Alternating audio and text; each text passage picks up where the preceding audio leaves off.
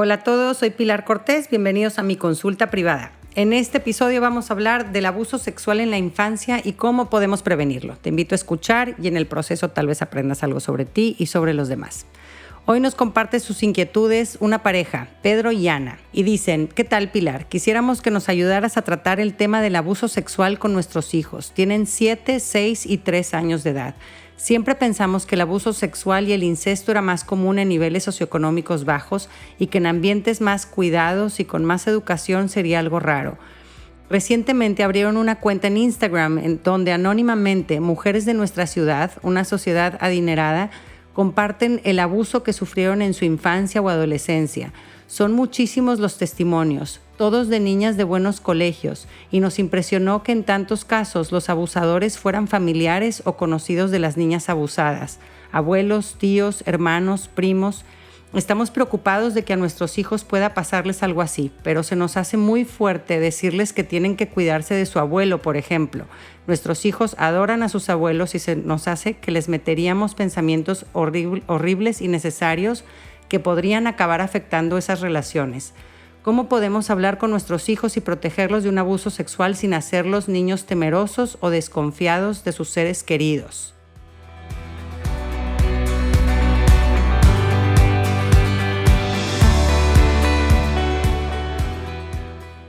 Muchísimas gracias, Pedro y Ana, por compartirnos su inquietud, con la que estoy segura que muchos se van a identificar. Es un tema que nos puede resultar incómodo o desagradable, porque de hecho el abuso sexual es algo espantoso, pero como bien dices, es desafortunadamente una realidad que sucede sin importar la raza, la religión, el nivel socioeconómico o el sexo, porque la cuenta de Instagram que mencionas solo expone casos de mujeres, pero los hombres también son víctimas de abusos sexuales.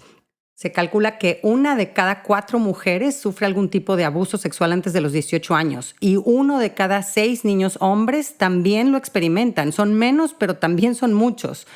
Así que primero vamos a definir rápidamente a lo que nos vamos a referir por abuso sexual.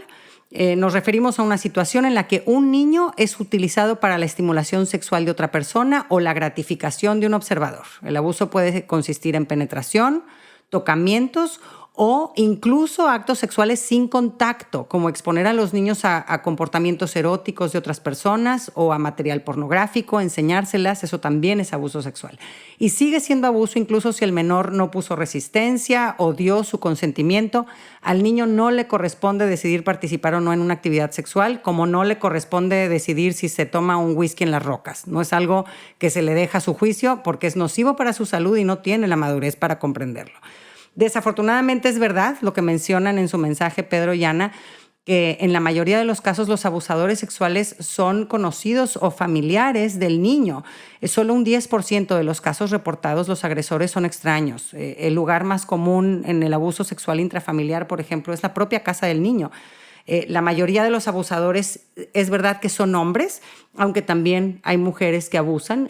Y no solo se trata de adultos, aunque la mayoría son adultos, pero cada vez aumenta más el número de abusadores que ellos mismos son niños. Se considera un abuso cuando hay una diferencia de por lo menos 4 años entre el que abusa y el abusado.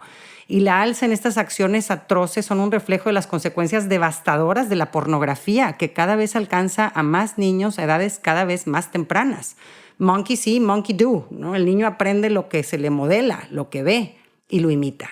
En el episodio 14 de mi podcast titulado ¿Cómo puedo sanar el abuso sexual de mi infancia?, menciono algunos de los casos de abuso sexual que me ha tocado ver en consulta, en donde el perfil del abusador es bastante variado, desde el entrenador de gimnasia, el chofer, el jardinero, la muchacha, el hijo de la muchacha, hasta el abuelo, el hermano, un amigo del papá, el papá de una amiga, un vecino o el pediatra.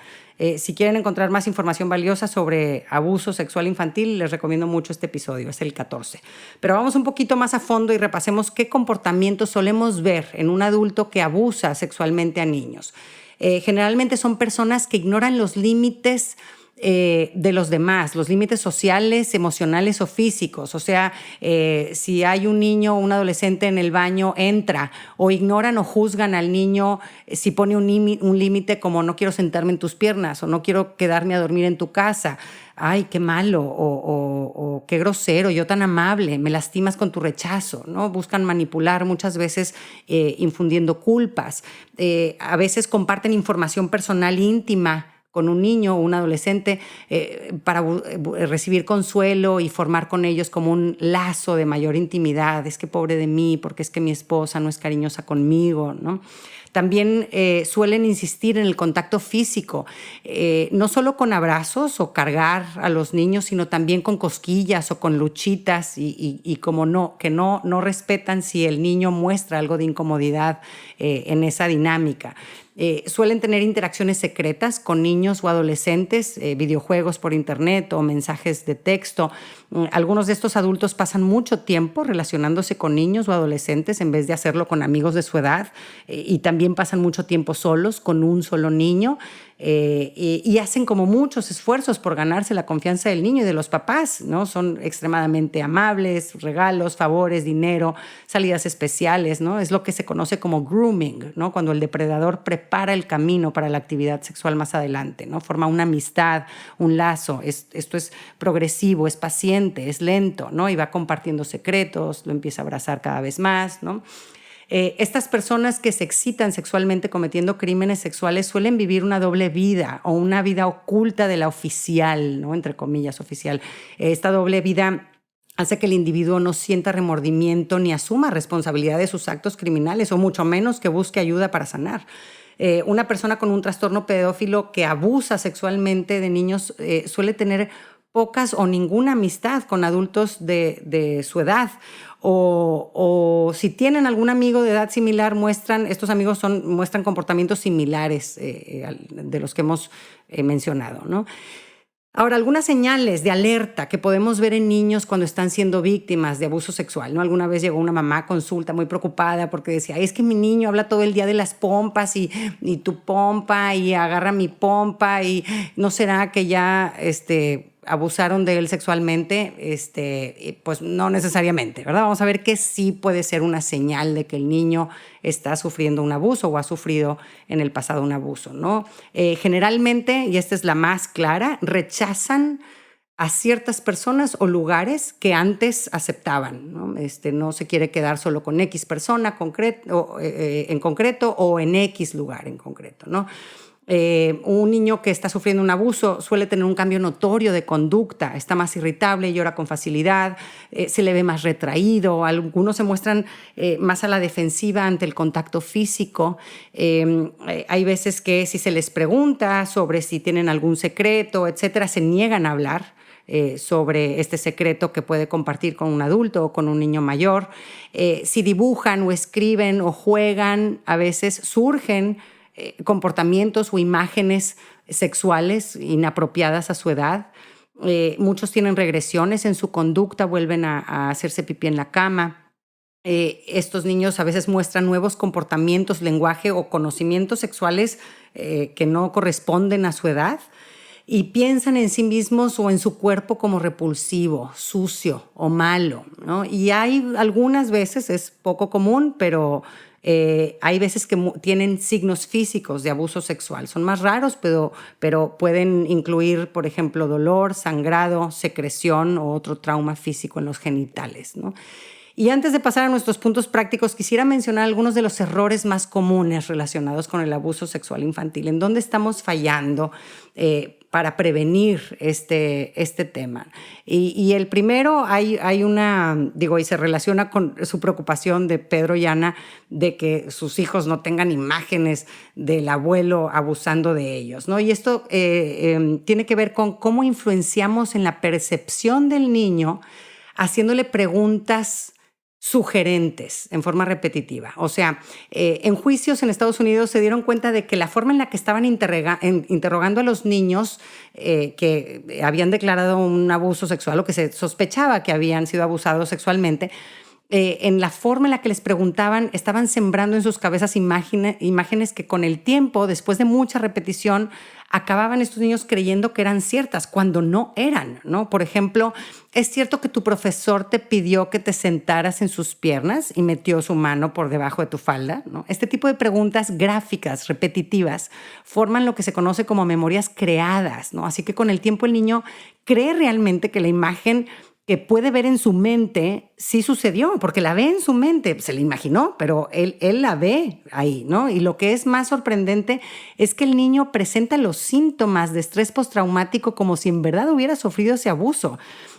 Así que como mencionan en su mensaje Pedro y Ana, no queremos que mi hijo tenga una imagen de su abuelo tocando su pene, por lo que no le voy a preguntar, oye, abuelo, ¿te ha tocado tu pene? Pues, automáticamente en ese momento tu hijo va a crear una imagen en su mente donde abuelo lo está tocando en forma inapropiada, ¿no?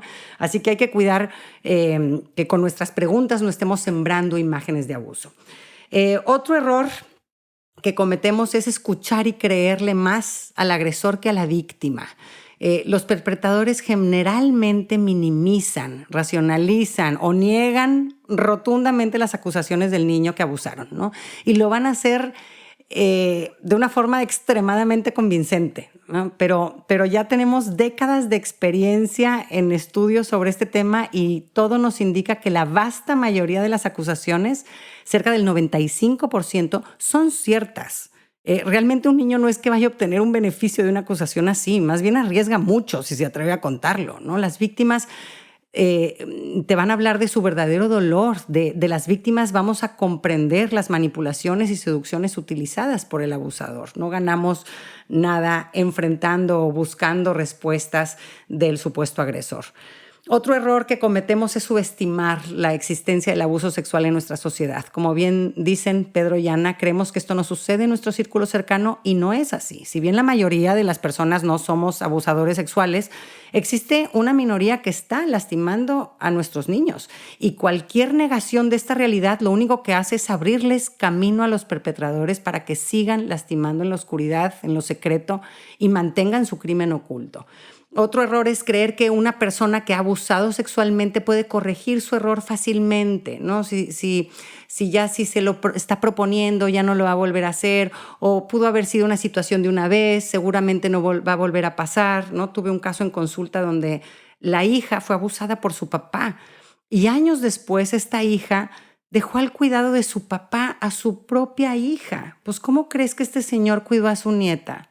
Por supuesto que abusó de ella. No es gripa, ¿no?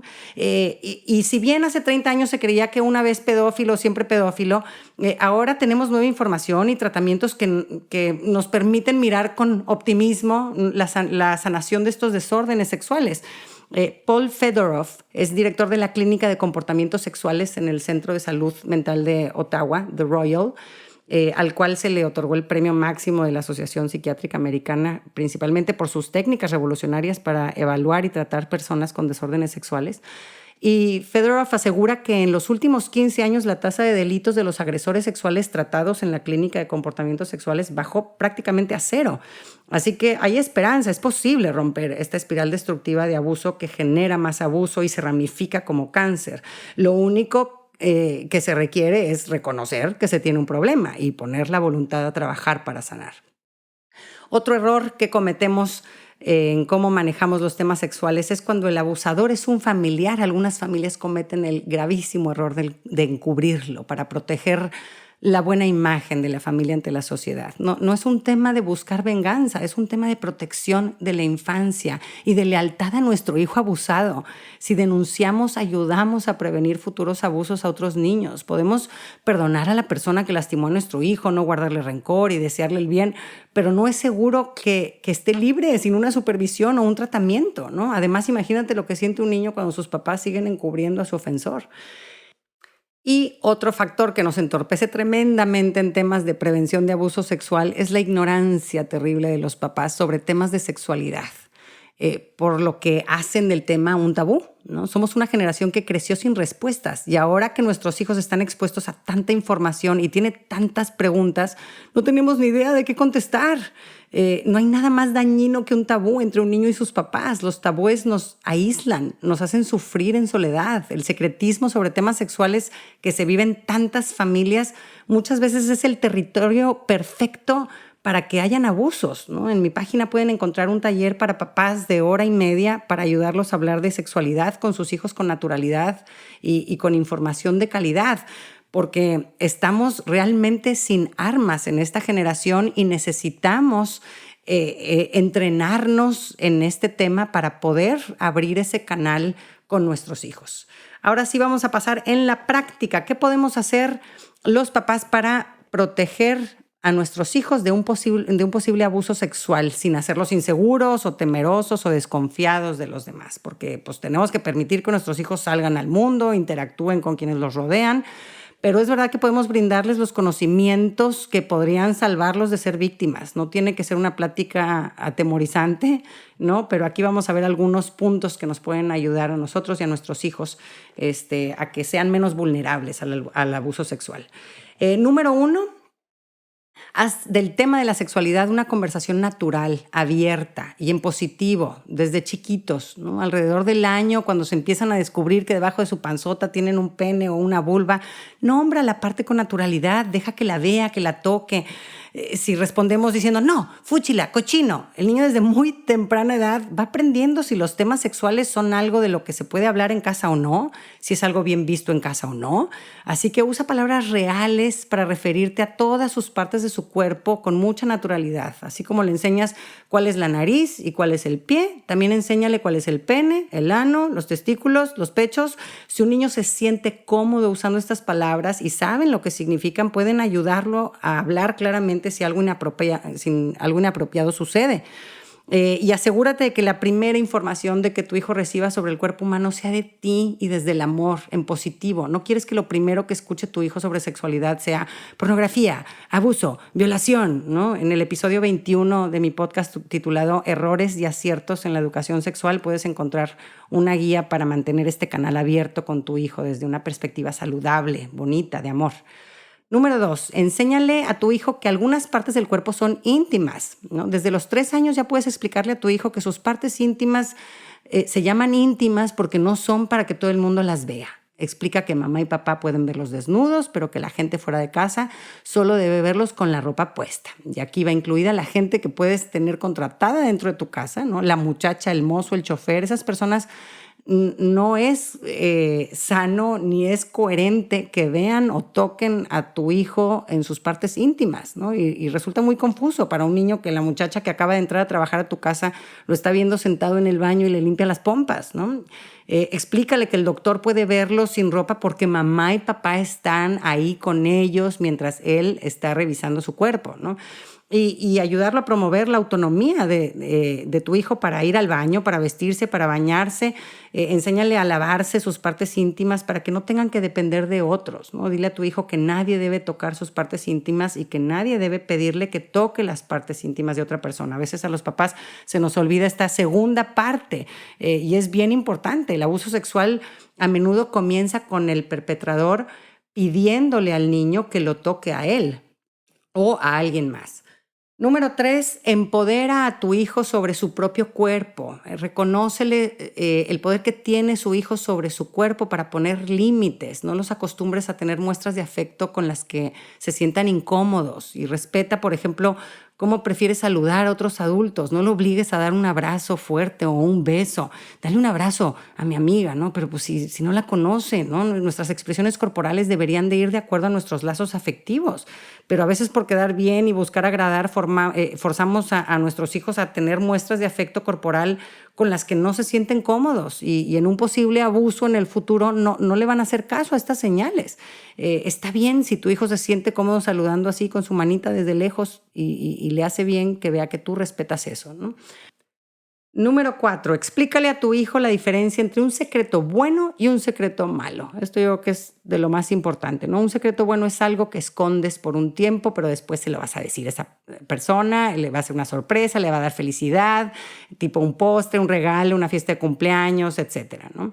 Un secreto malo es cualquier cosa que me hace sentir sucio, incómodo o con miedo. Los adultos que le piden que le diga mentiras a sus papás, a un niño o que guarde secretos malos, son personas peligrosas que quieren hacerte daño, ¿no? Entonces dile a tu hijo que no guarde secretos sobre su cuerpo. La mayoría de los perpetradores le van pidiendo al niño poquito a poquito que vaya guardando secretos, poco a poco, de cosas insignificantes, como este va a ser nuestro secreto, que nos vamos a ver en este escondite a platicar, ¿no? En algún momento tuve en consulta a una mamá que cuando estaba teniendo esta plática con sus hijos, así casual, estaban a la hora de la comida y les dice, oigan, pues acuérdense, nunca nos guarden secretos, si alguien les pide que guarden un secreto, eso puede ser peligroso, etcétera, ¿no?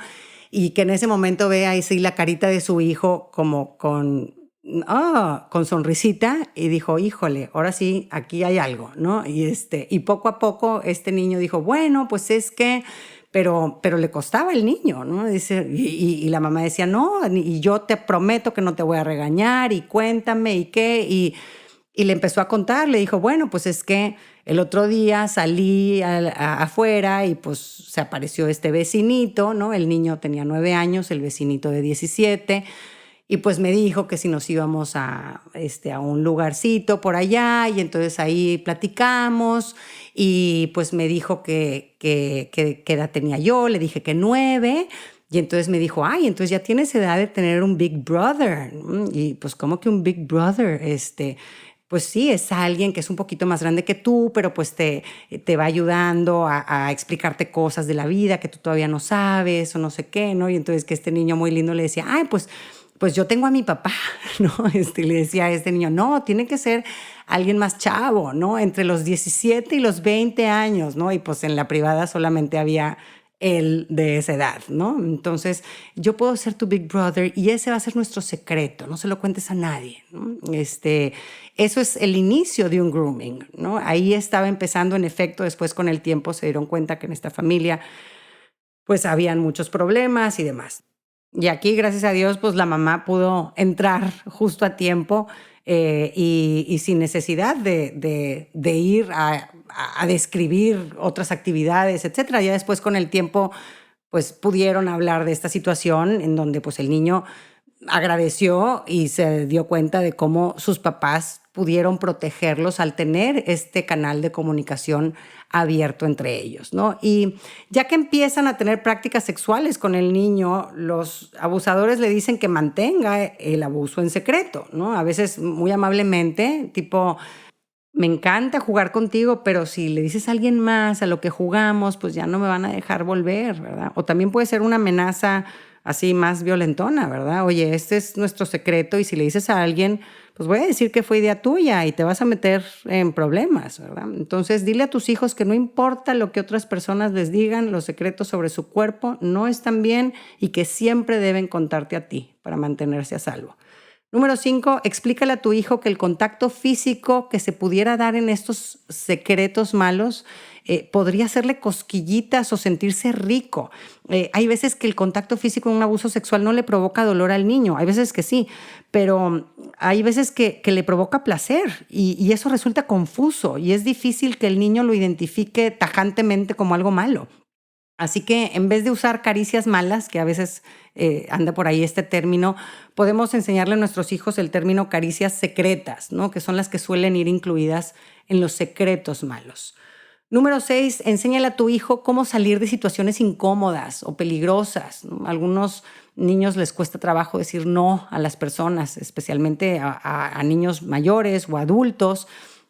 Entonces pueden ahí actuar alguna situación en donde se sientan incómodos y qué pudiera decir. Le puedes decir a tu hijo que está bien decirle a un adulto que tiene que irse si algo no le está gustando de lo que está sucediendo y ayúdalo a encontrar las palabras para zafarse de situaciones incómodas. Puede ser me tengo que ir urgentemente al baño o me tengo que ir porque me están esperando, ¿no? También puedes poner una palabra clave con tus hijos que puedan usar cuando se sientan inseguros y quieran que los recojas de algún lugar. A partir de los 5 o 6 años puedes acordar con tus hijos una palabra clave que puedan usar si en algún momento se sienten inseguros o incómodos o identifican que alguien hace algo inapropiado. Puede ser tengo dolor de oído o me pican los pies, ¿no? En cualquier cosa ahí que les funcione. Número 8, dile a tus hijos que nunca se va a meter en problemas contigo si te cuenta un secreto sobre su cuerpo y que siempre le vas a creer a él, ¿no? Los niños no suelen inventar que alguien los tocó inapropiadamente, como dijimos, y una de las razones principales por las que los niños no les dicen a sus papás sobre el abuso es porque pensaron que los iban a regañar. Y es lo que muchas veces les dice el abusador, ¿verdad? Los niños callan por temor a ser acusados de complicidad, por miedo a ser rechazados por sus papás, porque sienten culpa, porque sienten vergüenza de lo sucedido. Yo lo provoqué, que hayan abusado de mí, dice algo malo de mí, yo tengo algo defectuoso, yo hice algo malo, yo no estoy bueno, ¿no?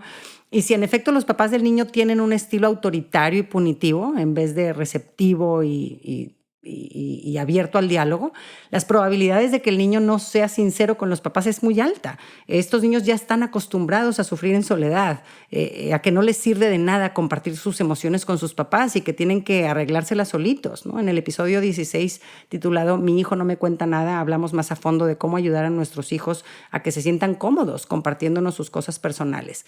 Así que dile a tu hijo que independientemente de lo que pase, cuando te cuenten algo sobre seguridad o secreto sobre su cuerpo, nunca lo vas a rechazar, ni a castigar, ni a regañar.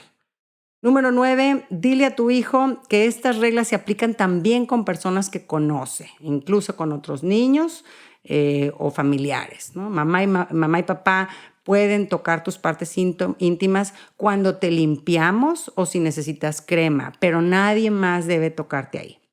Ni amigos, ni tías o tíos, ni profesores, ni entrenadores, ni sacerdotes, aunque te caigan bien, no deben tocar tus partes íntimas. Apuntas al hecho, no dices el nombre de la persona, ¿verdad? No es necesario, pero apuntamos a la acción.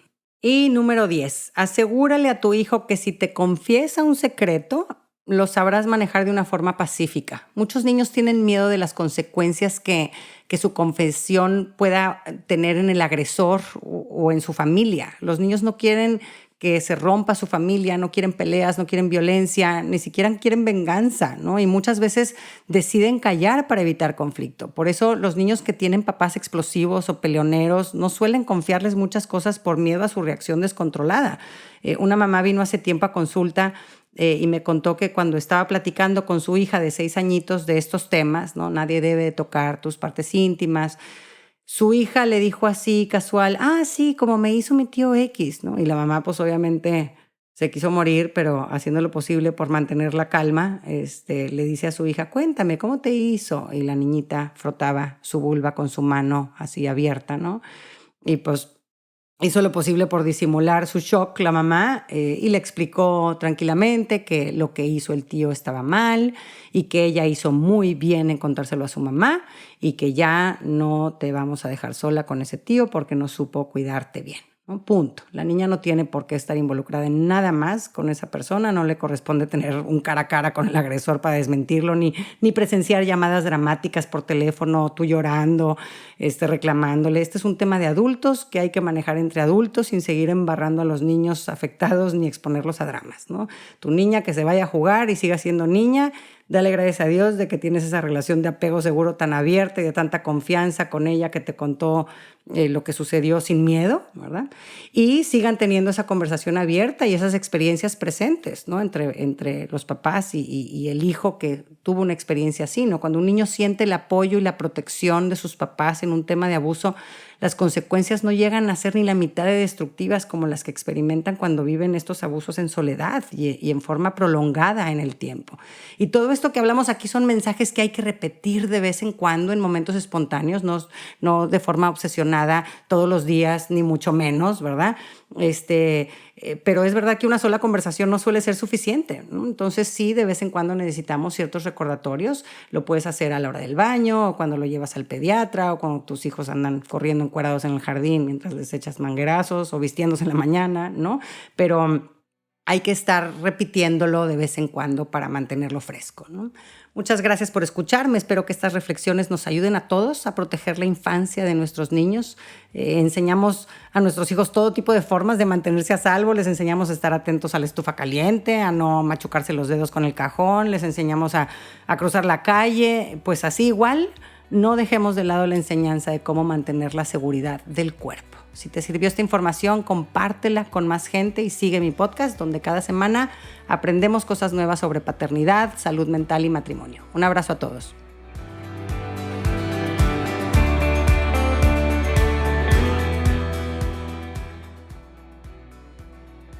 Que hayas recibido a través de este podcast, aunque sea un poquito de luz.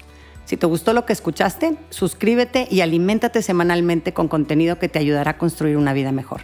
Si quieres compartir la luz que te llevaste de este tema, puedes enviarnos tus comentarios por mensaje de voz o por escrito al número +52 8111 930543 o por email en consulta privada @luminapilarcortes.com, Cortés con S. En mi página puedes accesar a talleres en línea y más material educativo. Encuéntrame en www.luminapilarcortes.com.